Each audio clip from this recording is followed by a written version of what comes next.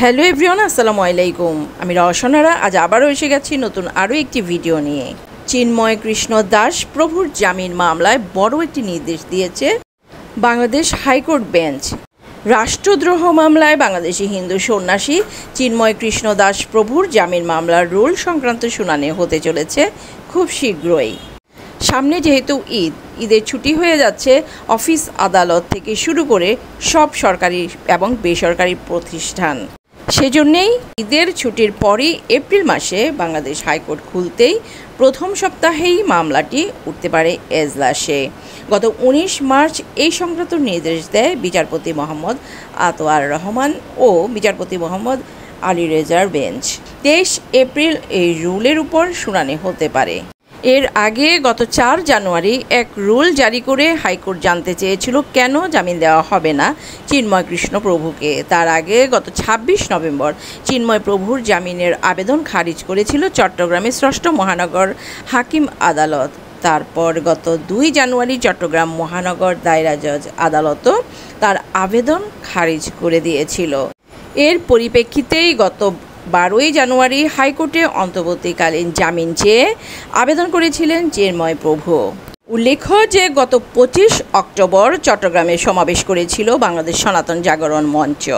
সেই সমাবেশে ভাষণ দিয়েছিলেন চিন্ময় কৃষ্ণ দাস প্রভুও। আর এই সমাবেশেই তিনি বাংলাদেশের জাতীয় পতাকার অবমাননা করেছিলেন, এই অভিযোগ ছিল তার বিরুদ্ধে। এবং বাংলাদেশের জাতীয় পতাকা অবমাননা করার অভিযোগেই রাষ্ট্রদ্রোহ মামলা হয় তার বিরুদ্ধে। গত 31 অক্টোবর চিন্ময় দাস সহ মোট 19 জনের বিরুদ্ধে রাষ্ট্রদ্রোহ মামলা হয়। সেই মামলার পরিপ্রেক্ষিতেই গত 25 নভেম্বর ঢাকার শাহজালাল আন্তর্জাতিক বিমানবন্দর থেকে চিন্ময় কৃষ্ণকে গ্রেফতার করে ঢাকা পুলিশের গোয়েন্দা শাখা।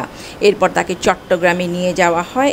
এদিকে 26 নভেম্বর চট্টগ্রামের আদালতের বাইরে হিন্দু সম্প্রদায়ের অনেকেই জড়ো হয়েছিলেন এবং সেখানে প্রতিবাদ করতে থাকেন। সেই প্রতিবাদের ভিতরেই এক পর্যায়ে তুমুল সংঘর্ষ লেগে যায় এবং সেই সংঘর্ষে এক আইনজীবী খুনও হয়েছিলেন। সেই খুনের ঘটনায় সব মিলিয়ে 21 জন হিন্দুকে গ্রেফতার করে পুলিশ। একটা পর্যায়ে চিন্ময় কৃষ্ণ দাসের হয়ে কোনো আইনজীবী মামলা লড়তে চাইছিলেন না। যদিও হাসিনা বাংলাদেশ ত্যাগ করার পর থেকেই ভারতের বিশেষ কিছু মহল বারবারই বাংলাদেশে হিন্দু সম্প্রদায়ের উপর অত্যাচার হচ্ছে বা হিন্দুদের ঘরবাড়ি পুড়িয়ে দিচ্ছে, ভাঙচুর করা হচ্ছে, তাদের বিরুদ্ধে বিভিন্ন মিথ্যা মামলা দিচ্ছে, এই ধরনের অপতথ্য কিন্তু প্রকাশ করা হয়েছিল, যদিও বাস্তবে এমনটা কোথাও খুঁজে পাওয়া যায়নি। এই নিয়ে যদিও ভারতের রাস্তাতেও লোক নেমেছিল, বাংলাদেশি মৌলবাদের বিরুদ্ধে স্লোগান উঠে ভারতে। ভারত সরকারও একাধিক বিবৃতি প্রকাশ করে বাংলাদেশের পরিস্থিতি নিয়ে উদ্বেগ প্রকাশ করে সাম্প্রতিক সময়ে। হাসিনার পতনের পর ভারত এবং বাংলাদেশের সম্পর্ক কিন্তু এখন আগের মতো আর স্বাভাবিক নেই। ভারত অনেকাংশেই বাংলাদেশ থেকে কিছুটা দূরে হটে গেছে। বাংলাদেশিদের জন্য তাদের ভিসা ব্যবস্থাও কিন্তু বন্ধ করে রেখেছে। দীর্ঘ 8 মাস হতে চলল, তারপরও ভারত কিন্তু বাংলাদেশিদের জন্য এখনও তাদের ভিসা অ্যাভেলেবেল করে দেয়নি। যদিও ভারতীয় ভিসা জটিলতা বাংলাদেশের বাজারে নতুন সম্ভাবনা সৃষ্টি করেছে বলে বাংলাদেশিরা মনে করেন।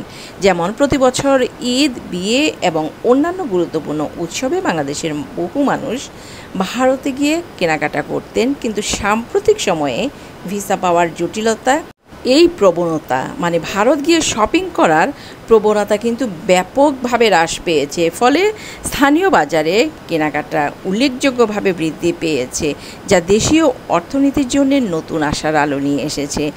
আর এই সুযোগটাকে কাজে লাগিয়ে বাংলাদেশের ব্যবসায়ীরাও তাদের বাজার সম্প্রসারণের পরিকল্পনা করছেন।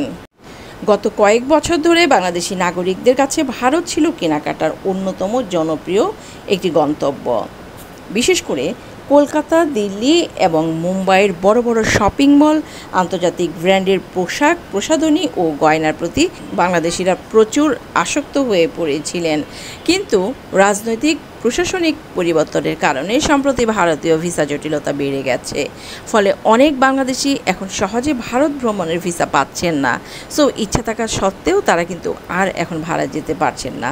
এই ভিসা জটিলতার কারণে যারা আগে সহজেই ভারতে যেতেন তারা এখন বিকল্প হিসেবে দেশীয় বাজারের দিকে ঝুঁকছেন বা দেশ থেকেই তারা তাদের প্রয়োজনীয় শপিংটা সেরে নিচ্ছেন। অনেকেই বলছেন আগামী দিনগুলোতে যদি এই পরিস্থিতি অব্যাহত থাকে তবে বাংলাদেশের স্থানীয় ব্যবসায়ীরা দীর্ঘমেয়াদে আরও লাভবান হবেন, বা বাংলাদেশের যেই ব্যবসায়ী আছেন ছোট থেকে বড় সবাই কিন্তু বাংলাদেশের ক্রেতাদের নিয়েই তাদের ব্যবসায়িক একটা পরিকল্পনা সাজিয়ে ফেলবেন।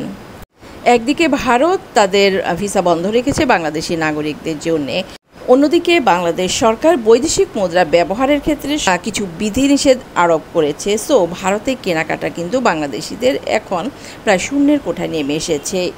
বাংলাদেশের সরকারের এই নতুন নিয়ম বা বিধিনিষেধের ফলে ক্রেডিট কার্ডে বিদেশে ব্যয়ের হারও কমেছে, যার ফলে মানুষ দেশেই কেনাকাটা করতে এখন বেশি আগ্রহ দেখাচ্ছেন বা কেনাকাটা করছেন। মূলত ভারতীয় ভিসা জটিলতা বাংলাদেশে যে ব্যবসায়ীরা আছে তাদের জন্য কিন্তু একটা সুযোগ বা ইতিবাচক একটা দিক সৃষ্টি করেছে।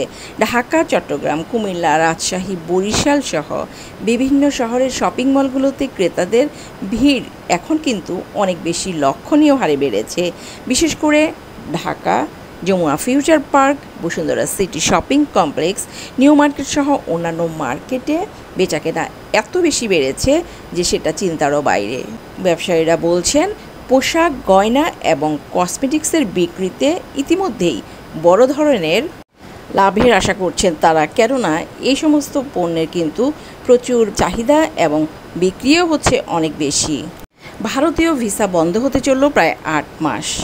এর মধ্যেই দেশীয় ব্র্যান্ডগুলো তাদের পণ্যের মান বৃদ্ধি এবং মূল্য নির্ধারণে প্রতিযোগিতামূলক ব্যবস্থা গ্রহণ করেছে।